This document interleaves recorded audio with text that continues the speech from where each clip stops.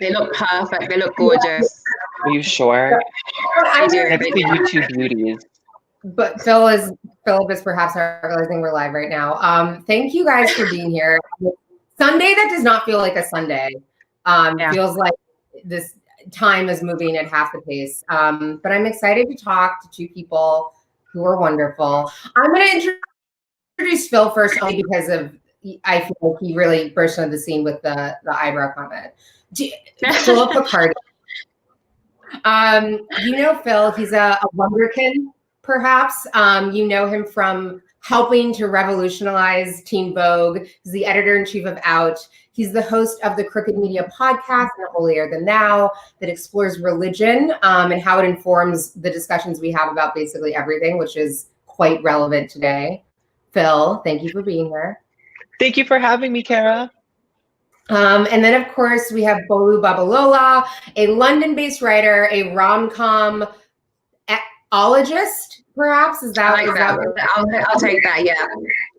And she's the author of the best-selling short story collection, Love in Color, Mythical Tales from Around the World, Retold. If you were in the ghetto in the United States, the book is not out here yet, but it will be April 13th, where I'm sure it will be a bestseller again.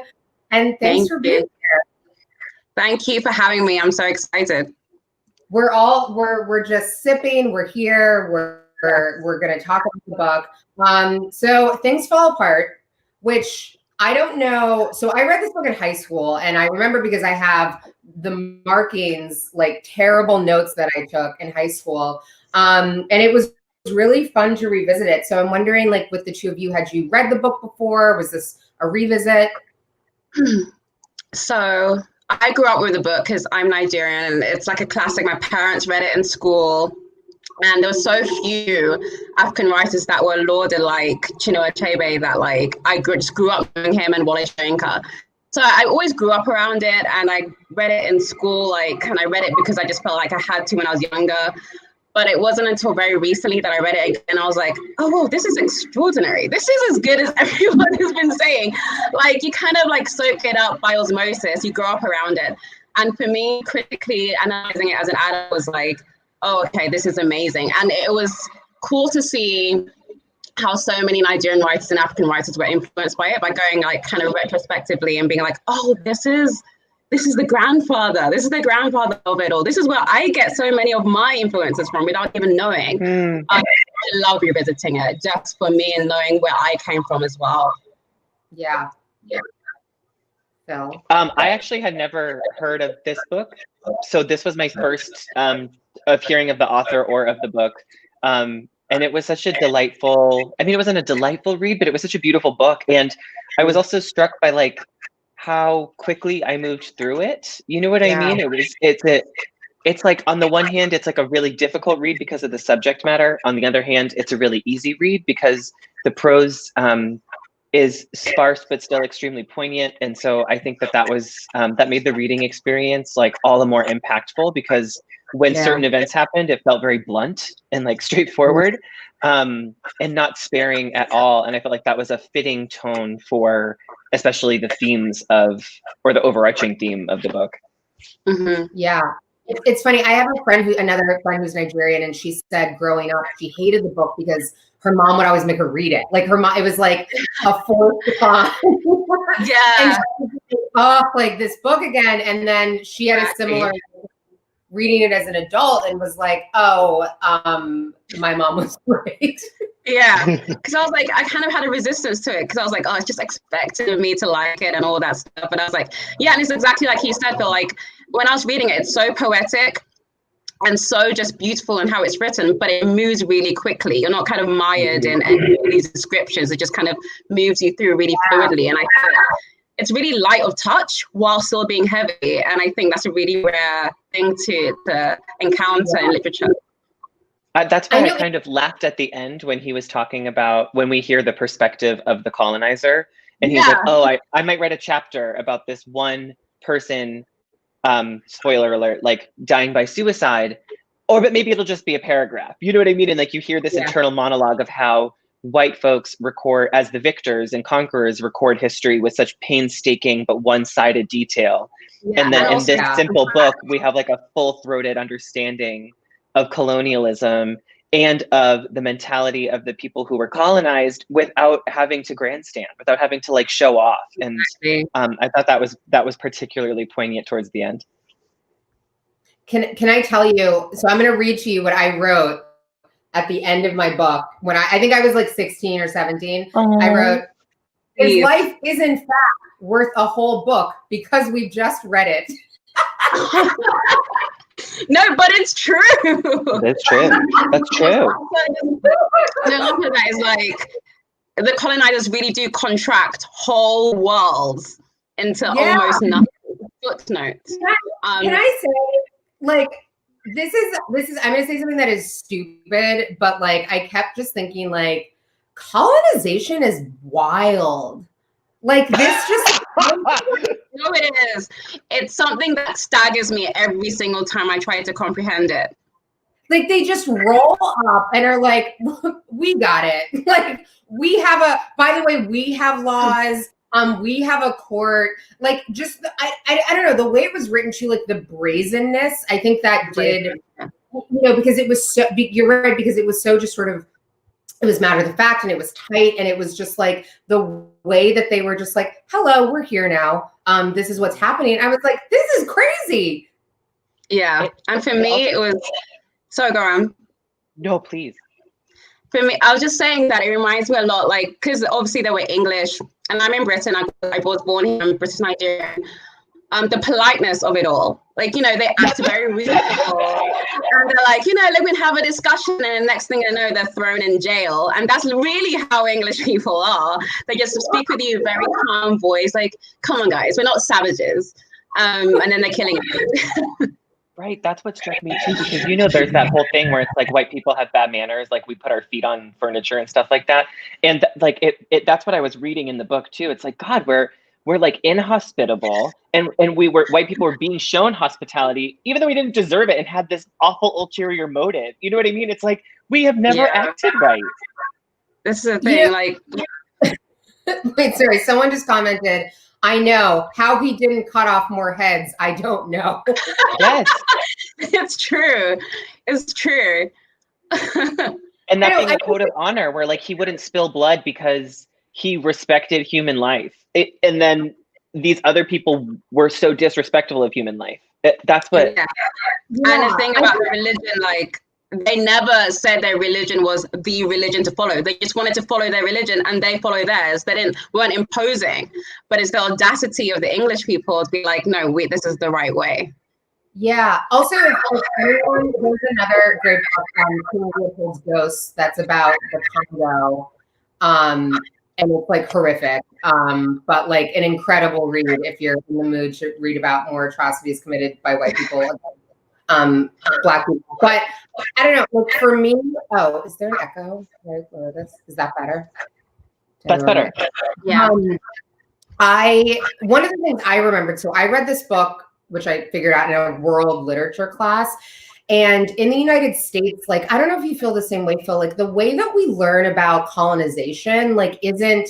I wonder if they're just like, we got to get through slavery. Like, we don't even have time. Like, we got to like explain this shit.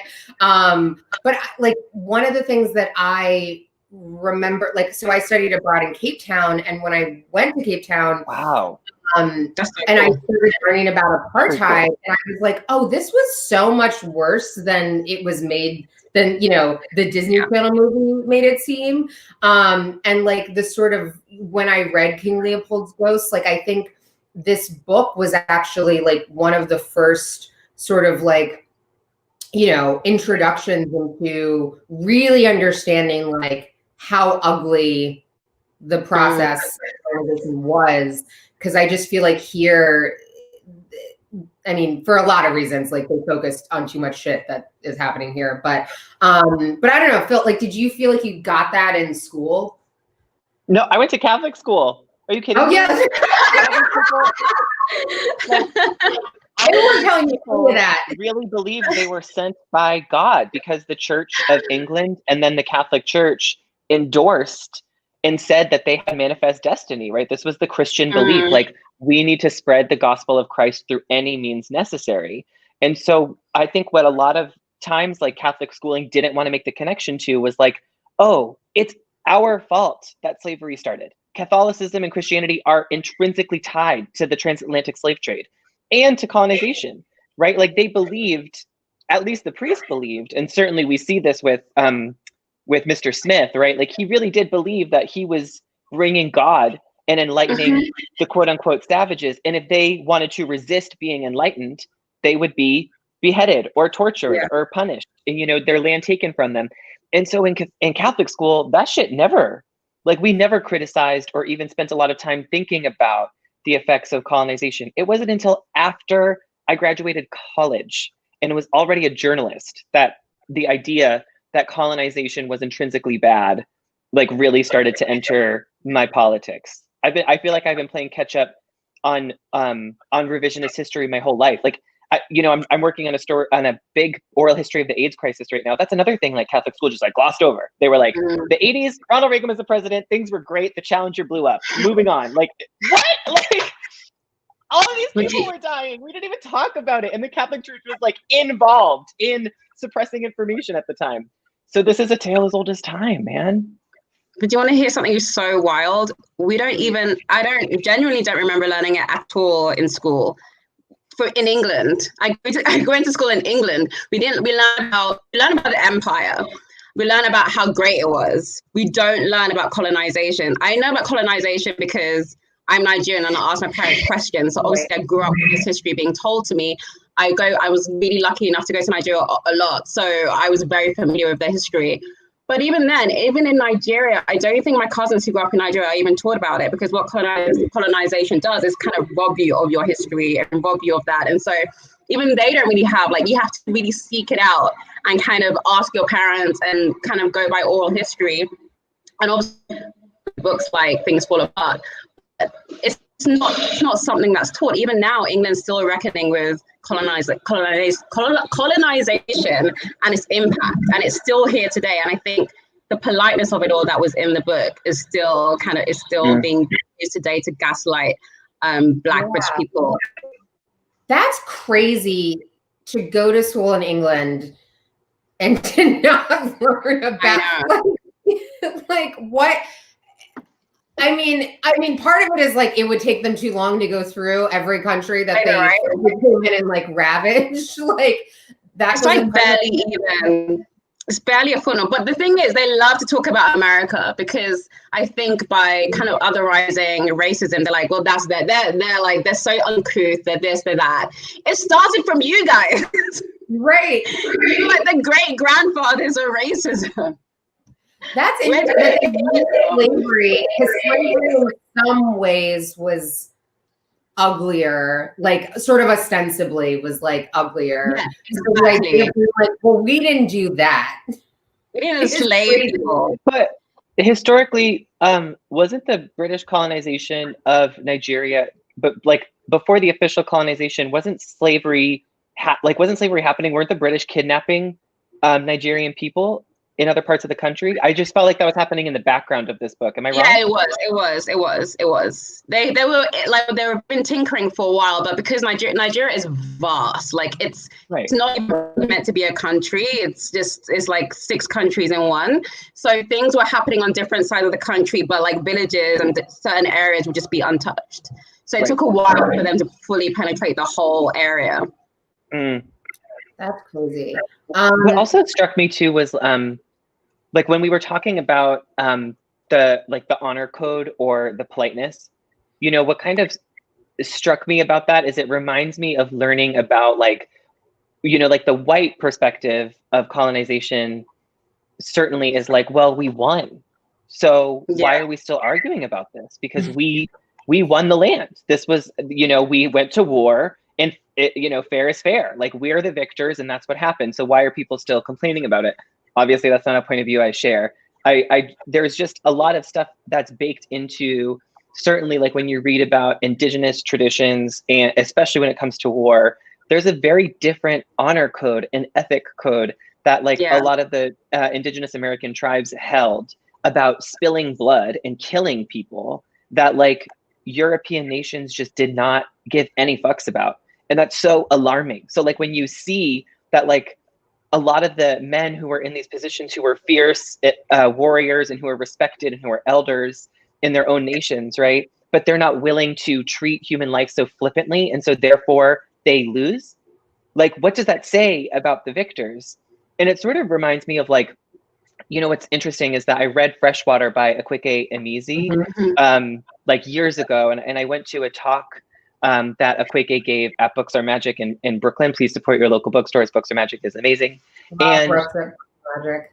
And the interviewer who was interviewing Akweke kind of said something along, because Akweke's book, by the way, Freshwater is about Ogbanji, right? I don't know if I'm pronouncing that right. Yeah. Okay. Well, and similar. I'm not Igbo, so I can't say for sure, but it's you're on the right track. Okay, got it. So Akweke's book is very much about the Ogbanji, and the main character in Freshwater is talking about living with the Ogbanji inside of them. And so the interviewer kind of asks Akweke, like, isn't it wild, right? That like these things were believed, that like that like spirits would occupy a child and possess a child. Like, isn't that wrong just one crazy? to say that. They are and the then wrong Akweke was like, well, who's to say they're wrong and you're not right? Like, who's to say that they're right? Like, we don't know. Who was this interview? I know you're not going to say, but it was a completely benign question, by the way. Like, I didn't flag it as inappropriate at the time because obviously the Ogbanji in this book were tied to like, if you manifested gender variant ideals like in your presentation, then maybe you were like the Ogbanji were present in you, is sort of like at the root of some of the themes in Freshwater. And so the interviewer was trying to be like, isn't it wild how like if you were LGBTQ, you must have been possessed. And I think like Akweke's whole point was like, we don't, you know, what's the whole difference, right? Between like, how can you say Christianity is so right and then these tribes are so wrong, right? Like, who's to say what is right and wrong when it comes to spirituality? But like this idea that all of it is primitive is so deeply ingrained in, especially in white Christians. And that breeds white supremacy and white superiority, right? And it still manifests itself in so many ways, because at some points in the book, when I was reading about things they did to twins or about the Ogbanji and the way that they mutilated, you know, dead children, I would like catch myself being like, oh my God, that is just awful. But then it's like, yeah, and like, look what the Catholics did, look what the Christians did, you know? So I just had that like internal monologue going the whole time, like about religion and the superiority of different religions and who is right versus who is wrong. It's just something that I think I've been thinking a lot about lately, and the book added another dimension to it. Yeah. You know, that's interesting because I mean, you know, you have that conversation in the book between one of like the tribe elders and was it Mr. Smith or like one of the missionaries, and like where they're going sort of back and forth about like, you know, and the missionaries like, well, there's one God. And they're like, well, we have one big God too, but we have the other guys who are dealing with our stupid bullshit on a day-to-day basis, which is a way better system, by the way. Yeah. I always think like when people are like, I'm asking God to help me win this game, I'm like, I hope that's not what God is concerned with. I hope God, I hope, and I know that perhaps it's, you know, like, it's like God can do everything all at once and all that. But I'm like, the way when you talk about it like that, it sounds like God is specifically here to like deal with your shit, which I hope that's not what's happening. And I hope God is like saving children and doing important things.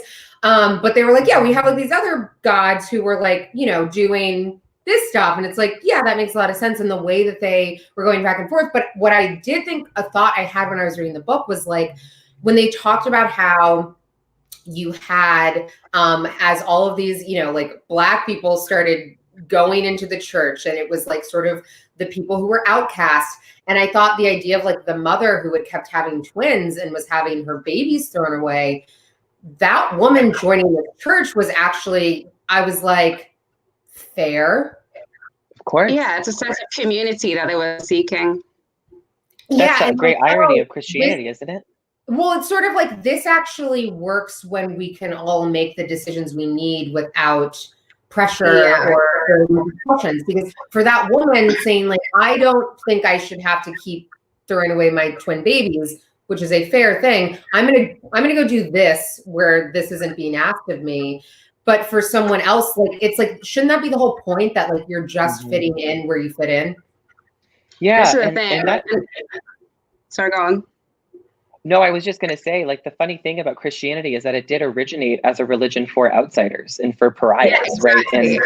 And that's what's so funny about when you read about the origins of Catholicism and how Catholicism took root in different societies, especially thinking of like Latin America, for example. You know, a lot of the priests who initially came to Latin America were horrified at celebrations like Dia de los Muertos or like brujeria, like anything that seemed pagan, they kind of balked at. But the way that Catholicism really took root is that a lot of Catholics let people keep their traditions and merely latched onto them using similar symbolism and iconic imagery. And basically, it was clever marketing. I'm sitting in front of a Christmas tree. A Christmas tree has pagan origins, right? We celebrate Christmas at the end of the year because that's when, you know, this like pagan holiday was. Easter, similar thing. Like they're all timed because they knew that they couldn't necessarily compete head to head by doing everything differently. So they found ways to adapt Catholicism to fit different cultures. Yeah. And so you saw that with the priest before Reverend Smith, whose name I'm forgetting. Brown. So you saw him like be like, okay, we can. That was my slave name, by the way. I did not pick that. That was. I'm not related to that man. But you saw his inception at work, you know, and he like had the goodwill of the people. But like, who's not to say he's just as evil as Reverend Smith? It's just a different manifestation of evil. Kind, yeah. What I like about Achebe's narration is that he's neutral. So religion is just presented, and it's not saying this religion is better than this religion. It shows what happens when religion gets in human hands, and it can get corrupted and can be used for, like, for instance, when he kills his adopted son, or he's meant to kill his adopted son or whatever. That's not a good thing. But that's how the religion is warped in human minds. And I like that he doesn't ever interject or put his own personal opinions. He says, this is what is happening and this is how humans are using it. It almost read, when I was reading the book again, it almost read like each chapter was almost like a short story, like could have stood alone. Yeah.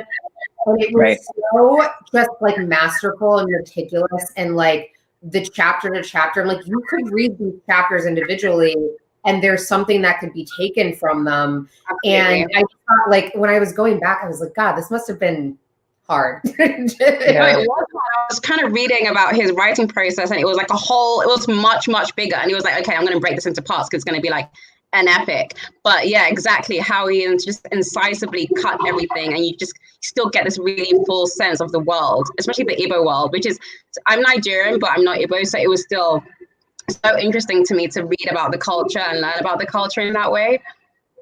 Yeah. And in the way that you got this, like, I don't know, like, you know, all of these sort of the narration about the celebrations and like weddings and the families and things like that. And like, just, I don't know, something about it not being too editorialized in that way made the loss of those things feel even. Yeah.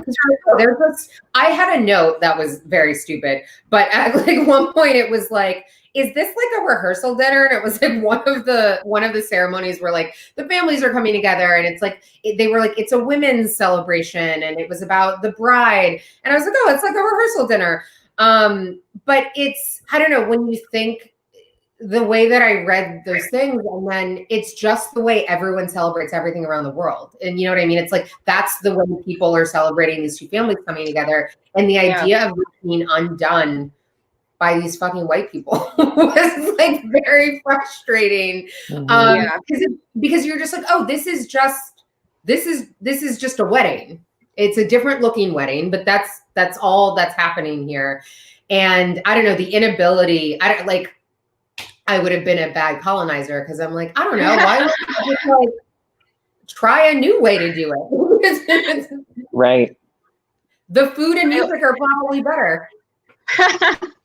Definitely better. Is the complication of things like patriarchy, because obviously Okonkwo is very hyper-masculine. He's an emblem of patriarchy, basically.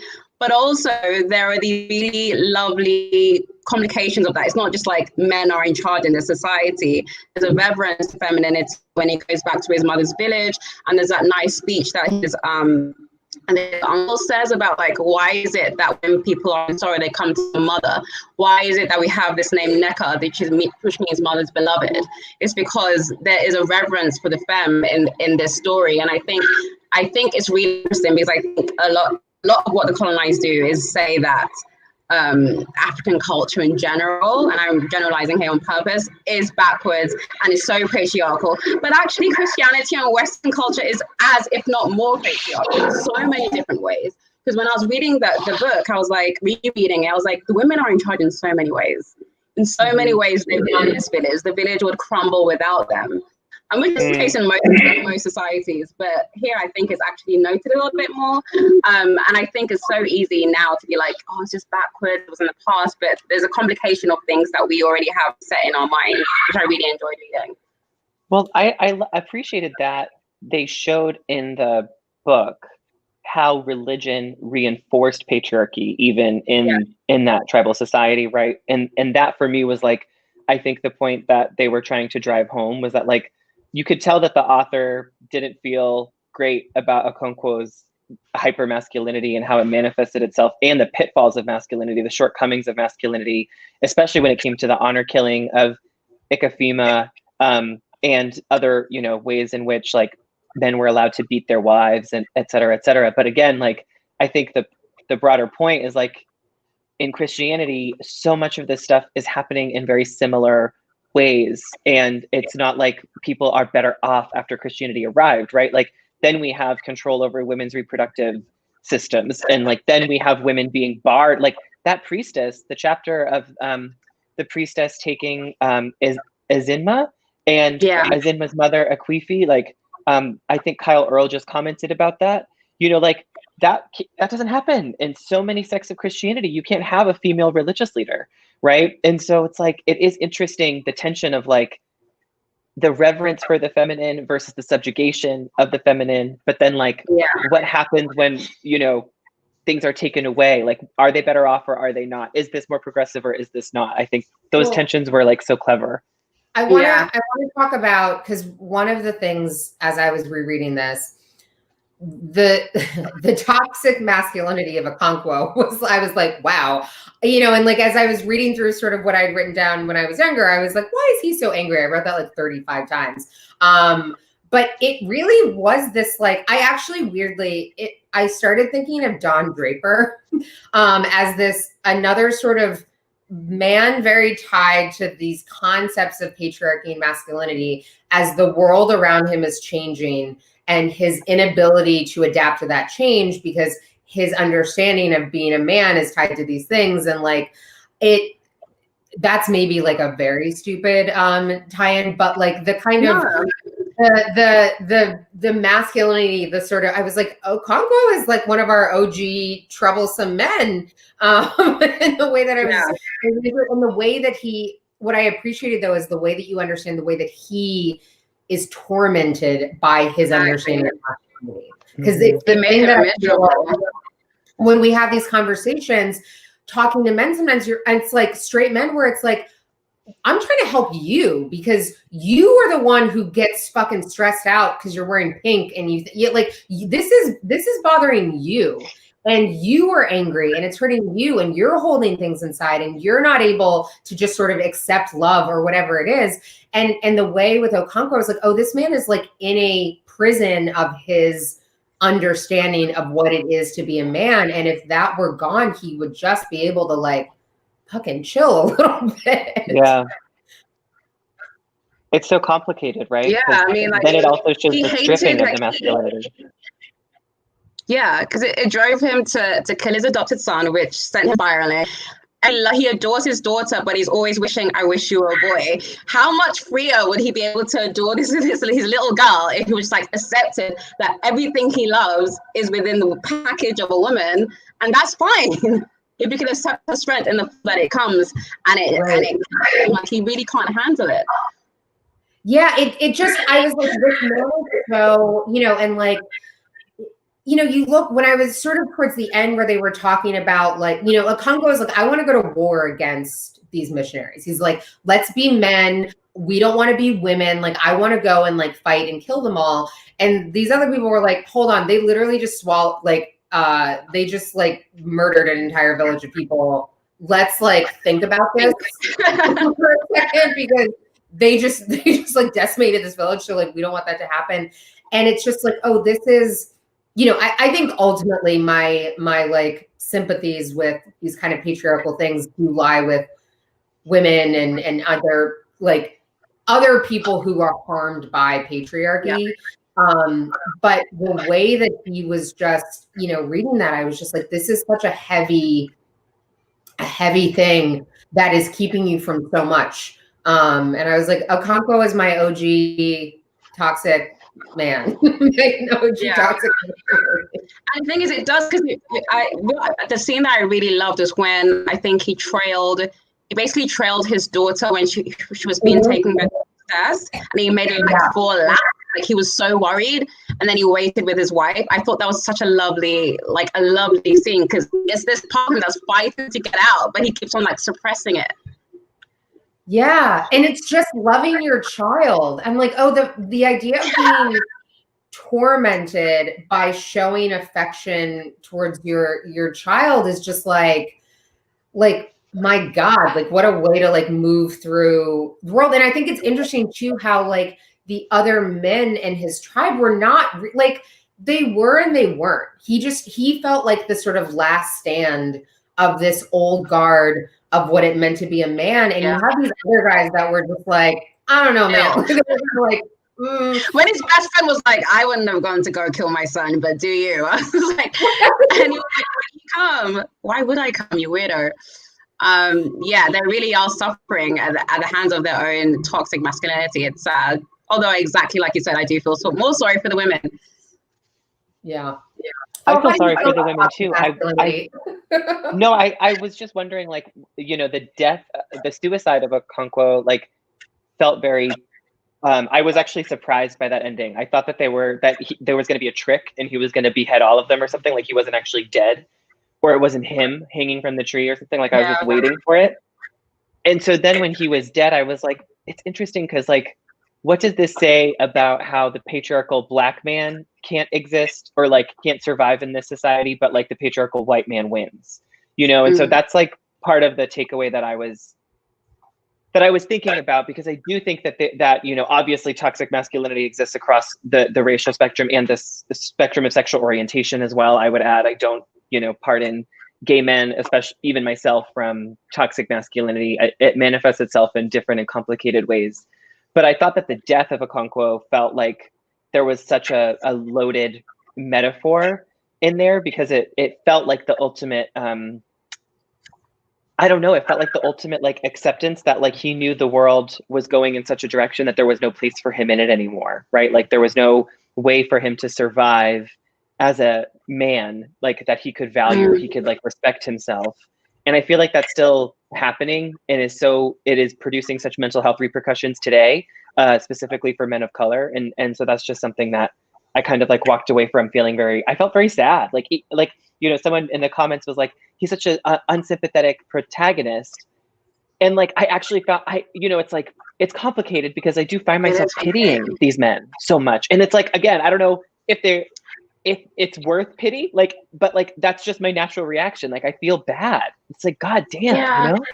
I also saw it as a comment on colonization, because I was like, because obviously we know history, we know it was happening, and for me it was just like so bleak. He knew it was happening, and for me it was a response to his masculinity being threatened, but also just the fact that the world, his home was changing, his home was being destroyed, and he knew that he knew there was no way he could stop it. It was happening, and that's what really destroyed me the most, just because I was just like, this village is going to be destroyed. It's happening already. Yeah. Knowing that it happened, and knowing how the state that Nigeria is in still now, it just broke my heart, because I was like, it's a very long journey. Yeah. It was the beginning of a very long journey. Well, it made me actually think a lot about sort of the role of like this idea of like disrespect. Like, I think it's something like, I'm thinking specifically about like Black Americans, right? And like, you hear about like, something happened, and you know, something violent happened, and like the sort of impetus for this was, sometimes you hear like, well, this was disrespectful, something disrespectful said to me.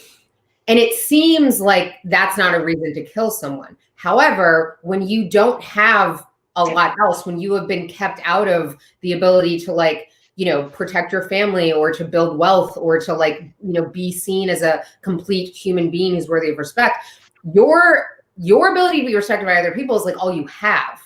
And so when someone tries to take that from you, they are taking sort of the last piece of like your understanding of yourself as a full person in this world. And I thought about that a lot with Okonkwo, where it was like this anger was like, it's a thing where like the like anger that I see sometimes with Black people in America, I'm like, that's very fair because you've already given nothing. And then to take something like, to like say a slur at them and it's disrespectful and all you have is your respect for yourself. You've taken everything from them. And like, yeah, that's why you might like, someone's going to snap because it's just like, it is a level of degradation that I think white people can't quite understand. Because it's like, oh, if it's like somebody called me a cracker, but I went home to my mansion. You're kind of like, who fucking cares? It's like, it's like, it doesn't matter because you have so many other things around you to solidify the idea that you are a person worthy of respect. Yeah. And when you don't have those things, it's just these interactions. And I thought that with Okonkwo, where his anger, like I wrote like 1,000 things when I was 16 about like his anger. And now I'm just like, he's angry because it's like people not respecting him. And he's someone who's worked very hard to be respected. And it would be very frustrating at feeling like that was, in jeopardy. The heartbreaking scene was when I think nine of like the village chiefs or the titled men were thrown in jail. And these were men, obviously, and these were respected men. And they're literally sitting in their own filth in a dungeon. It broke my heart. They shaved their heads. They shaved their heads, yeah. It's just like, oh my God. This is what people don't realize, that colonization, because it has that word, it doesn't have slavery in it. It sanitizes the horror of it all. Like everything that happened in slavery happened during colonization, like nearly every single thing, but we just don't know about it. It's just not said. So that scene really just broke my heart. That breaking of the psyche I saw. And it's still, I mean, that's, I think what Kara was just saying too, and what you're saying is like, this is all still happening, right? Yeah. It's like, what's so fucked up about it is that like, there's so many Okonkwos who exist in our world, right? And they exist here in America too. It's like, there are so many men who are raised to believe that they need to be the provider and the protector, and they can't show emotion, and that showing emotion is weak, but that if they don't show emotion, but they provide and they protect, they're showing love, right? And that's enough. That's the baseline for them. And there are only certain men who ultimately are allowed to really get away with that kind of attitude in society, because ultimately some men are seen as threats and dangers, and some men are not by the people who are in power. Like a lot of that whole prison scene is still reflective of what's happening with mass incarceration in America today, the stripping of humanity, like this idea that you lose your individualism, that you deserve the punishment you're getting, right? Or the limited roles that men can occupy in our society are still reflective of like what Okonkwo was going through, And so that's the kind of stuff that it's like, that jars me about it, right? Because ultimately, like a lot of the way that colonization is positioned is like, well, we get to free people from this. Like we get to be safer for women, and we get to educate people. And so education is going to rid them of all of these arcane roles and structures and systems. And like, all it did was replicate them, and multiply them and exacerbate them. And I think you both sort of talked about this with like the kind of politeness of things, but it's sort of that it's now like, I don't know whoever like said this quote, but it's, it's now like in the zeitgeist, but this idea of like in the United States, like white people should feel lucky that Black people only want equality and not revenge for what it's you're looking, we're just trying to like be here and not make up for what's happened. And the way that even in the book, they're like, we're not going to go kill like these these locust white people who have no business coming into our community and telling us that what we believe is wrong and that our courts are no fucking business. But sure, you can go have the evil forest. Like you go there and Okonkwo being like, no, we got to go kill these people. And I was like, he's right. That was like, right. I was like, yeah, let's go. Yeah, like fucking go. But the idea that they were not even like, that's not even where people's heads were at. And it's the same thing in the United States with Native Americans in this country. Like I was like, you read things and I'm like, they should have just killed these fucking pilgrims while they were starving and cold had they known. But it wasn't like the vibe of, it wasn't the value system of these people to just immediately turn to violence. Yeah. They respected their gods too much. They respected themselves too much to go spill blood and then look. Yeah. And then to have people come in who have no qualms about spilling blood, who have no qualms about that, it's an unfair fight in a different way. You know, it's not like, it's not guns versus these things. It's just like, it is a value system of the way these people valued human life that these people did not. And because of that, they just got like, because they weren't just like, they would have had to kill what, 10 people, like the white people that were there, and that shit would have been done. And they weren't really willing to do that. And it just was, you know, it was sort of my justice for Okonkwo moment. I was like, yeah, he was aggressive, but like he probably should have just gotten rid of these people. What I love about the book is that it also tells us how the white people and English people were able to manipulate the Black people into being complicit in their own kind of subjugation, because a lot of them were just like in on it because they were pride or all of these things. And I like how Achebe just gives us these books to us without making any judgments. And I think that part of slavery and colonization is just glossed over so much, how the mastery and the trickery and how they're able to manipulate so many people of the land to turn on their own people, I think is one of the most interesting parts of it. Yeah. And it still happens today. Sure does, right? I know. That's a bummer. I would like to briefly read. So I found an essay that I wrote. It's not finished. Clearly, this was like a saved draft of an essay. I just want to preface that because it doesn't have a title. But that I wrote, I assume I was 16, of my very insightful thoughts on this classic novel that I feel like I will share. So I wrote, one way to view Okonkwo's fear is as a psychological response to his father. As a result, Okonkwo sees life as a way to constantly demonstrate his strength. It is clear that this fear stems from Okonkwo's repudiation of his father and has a profound impact on his actions. Achebe reiterates this idea throughout the novel. Okonkwo's fear, quote, is not external, but lies deep within himself. It is the fear of himself, lest he should be found to resemble his father. And that's the kind of insightful shit I was bringing at 16 to this. It was great. Yes. I mean, it was daddy issues throughout.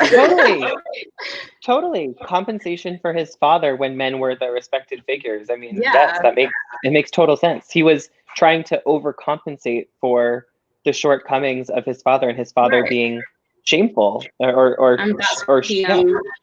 and that's why he loathed his son, because he thought his son was similar to his father. I know. You know, I thought it was interesting too how it was sort of glossed. You know, they're like, his son leaves. He's now named Isaac. He's going to like the Catholic school, and at a certain point, clearly Okonkwo had like stopped fucking with this kid.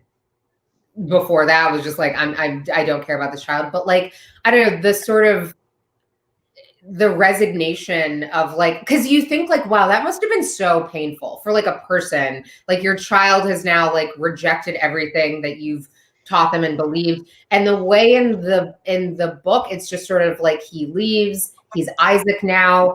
And it's like part of me again, in trying to, I think, be a little bit more sympathetic to some of these characters, I was like, so he watched his dad kill essentially his brother. The closest person to him. And like, you know, you're like beating his mom. And it's just like, I don't know, Isaac, I don't love this, but I'm also like, I don't like, what other choice did he have? I would have got done it. the same damn thing. Exactly. It was a cycle. Like his father was rejecting his father's way, and his son was rejecting him, and it was going on like that. So I totally understood.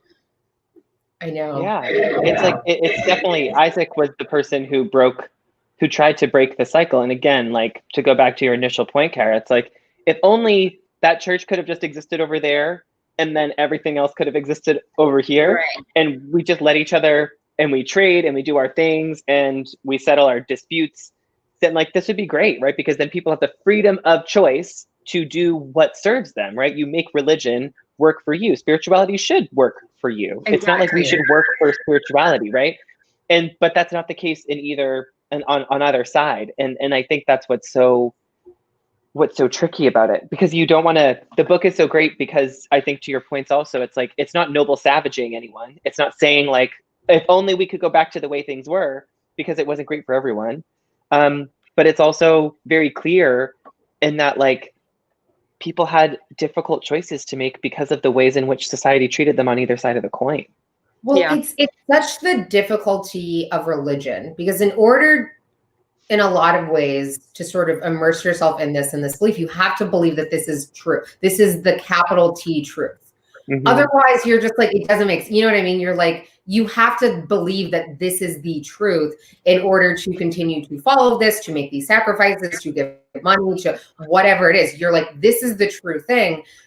And so because of that, it then all of the intolerance towards anything else that's perceived as not the truth. And it's like, I wonder, is there a way, you know, like a way to believe, to accept the idea of different truths, which is not a familiar idea and clearly not an idea that has been at all popular throughout history, but you're like, oh, that would actually, we could all just accept like, there is my truth and then there are other truths, but the nature of religion is not allowed for that. Like you can't believe that something else is true if you believe that your God is true. Yeah. You know, it's funny that you say that. There's a Catholic scholar, I forget the name, but there's a Catholic scholar who wrote about this. Like if there's a Muslim person and this Muslim person is devout, right? And they've accepted the incorrect prophet according to Catholicism, but they are devout and steadfast in their faith. And they live their lives as a faithful person, which means they're an upstanding member of society. Are they not worthy of being granted into the kingdom of heaven, as opposed to the Sunday Catholic, who like just kind of pops into church as an obligation, but doesn't actually practice their Catholicism? And I think that kind of shows you that, like, again, you know, ultimately, rather than like these different truths being present, I think like so much of it, if we strip the institution out of it, so much of the truth is the same. You know what I mean? And so much of it is universal. And I think finding the overlap is our challenge as people. And one of the things that I really appreciate about the book, especially when the elders were trying to explain their gods versus the one Christian God, is that they like worshipped the earth, right? Like they offered things to the earth. They were connected to nature. That was a part of how they practiced their faith. You know, that's one thing that has been so divorced from Christianity, to the point where the Pope recently released a new catechism saying that littering or disrespecting the earth is a sin now. It's an ecological sin, which is a sin. And so like just now, Christianity is catching up to a lot of these original faiths and pre-colonized faiths in a way that they should have been. And I think that was, I don't know, that's also really interesting too about the book. Yeah, and I think, sorry, go on. No, go ahead. I feel like the idea that religions are combative is so Western in my idea, because I grew up, I'm Yoruba, Nigerian, and in my family we're like, Yorubas in general are like half Muslim, half Christian. My family is half Muslim, half Christian, and it's like seamless. Like it's not even like I don't think about it. That my cousins are Muslim, I'm Christian, eat with them, they spend Christmas with us, and it's like not a thing, because that's, I think, going back into indigenous religions, it's a peaceful thing. Religion is a spiritual, personal thing. So when it came to Christianity and Islam, in my culture, it was like, okay, we worship in different ways, but we worship God, and it was like not a big deal. So for me, like the Western idea that this way is right, it's just so foreign. Well, it's whenever someone realized that there was power in religion, and the realization of you can use this you can use people's faith and devotion and beliefs to exert power over them. Like the jig was up. Like that was like the end of it. Because if you're not approaching religion as having some tie to power over people, then like you absolutely wouldn't be, there's no reason to feel at all threatened by someone believing something if you believe it's the same God and there's a different approach to it. But if it's about having any sort of power over someone, then like you have to at least ostensibly believe in some hierarchy there. And it's just like, totally tied to white supremacy.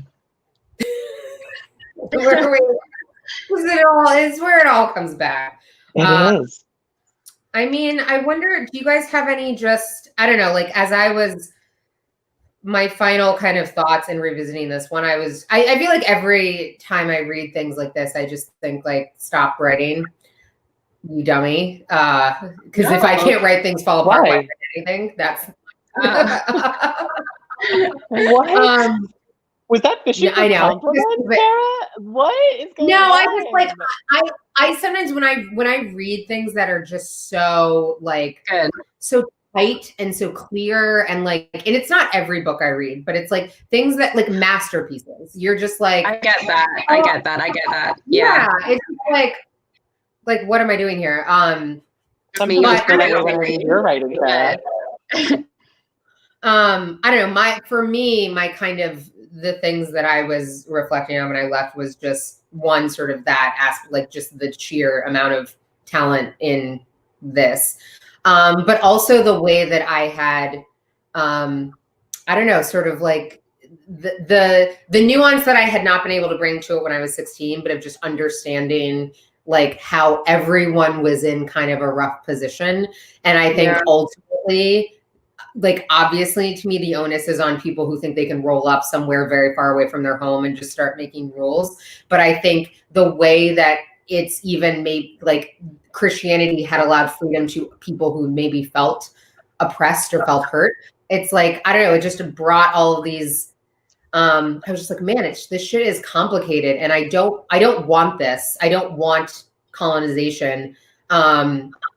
But like when it's there, I want some degree of understanding, because there was something to like, I don't know, could these people roll up and set up a church and mind their own business? And then you could have had these, it's like that version of events could have happened. Like they could have just been there and people who didn't feel, represented in their community could have gone there. But like, that's not what sort of, unfolded. But I don't know. I just was like, oh, I brought more sort of understanding to like, everyone's in a tricky spot.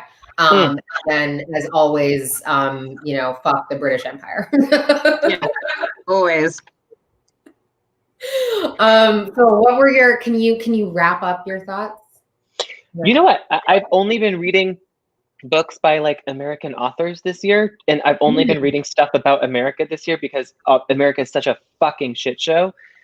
And so this was such a welcome break and disruption to my reading list. And it reminded me that like, we don't, we have to look and think globally in order to find the answers for even what's happening in our own backyards.